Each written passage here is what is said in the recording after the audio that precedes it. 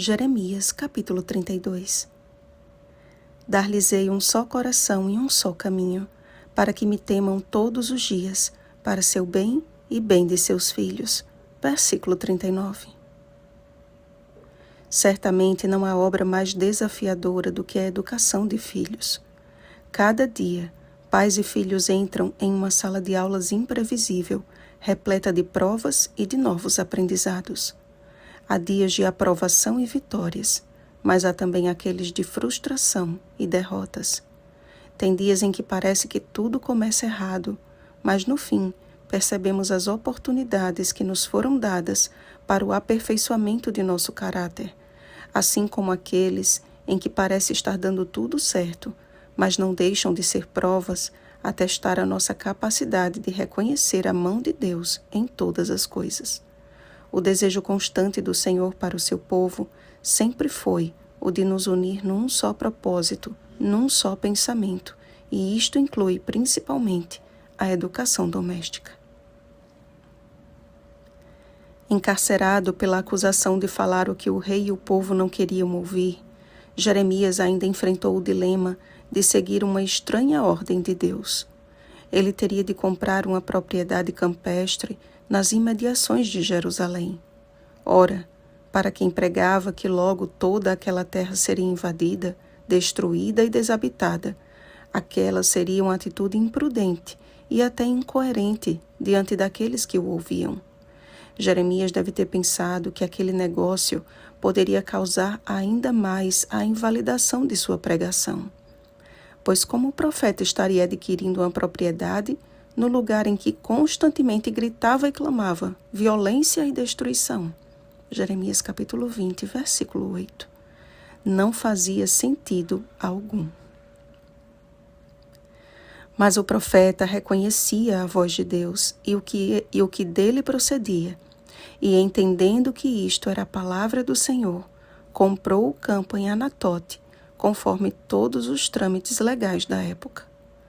Por mais que fosse inicialmente absurda, aquela compra representava a promessa do Senhor de que traria o seu povo de volta para casa. E não somente o traria de volta, como também trabalharia para o bem dos pais e dos filhos, colocando em seus corações o temor do Senhor. Aqueles que antes foram a causa da ira e da tristeza de Deus se tornariam motivo de sua alegria. Aquele campo, portanto, significava a promessa de amor de um pai que não desiste de seus filhinhos. Existem momentos em que parece que a vontade de Deus não faz muito sentido dentro do contexto em que vivemos. Como Jeremias, desejamos que o Senhor nos esclareça o que para nós parece obscuro. Mas assim como o profeta reconheceu e cumpriu a vontade divina e só depois questionou, nesse sentido, a ordem dos fatores pode alterar o resultado.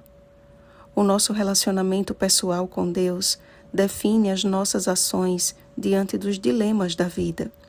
Jeremias estava preso inocentemente e não fazia o menor sentido comprar um lugar condenado à destruição. Mas apesar de suas limitações, apesar de suas dúvidas, ele obedeceu, simplesmente porque aquela era a vontade do Deus a quem amava e servia e cuja voz lhe era bem familiar. A nós foram deixadas orientações bem claras a respeito de como vivermos nesses últimos dias e a melhor forma e lugar de educarmos os nossos filhos e de mantê-los o mais longe possível das influências deste século. Mas à vista da sociedade e da cultura em que vivemos, não parece lógico e nem razoável fazer a vontade de Deus. Então, tentamos aplacar a consciência da mesma forma que o rei Zedequias fez, encarcerando a palavra profética em lugar onde possa ser vista, enquanto a relativizamos afirmando: veja, não é bem assim.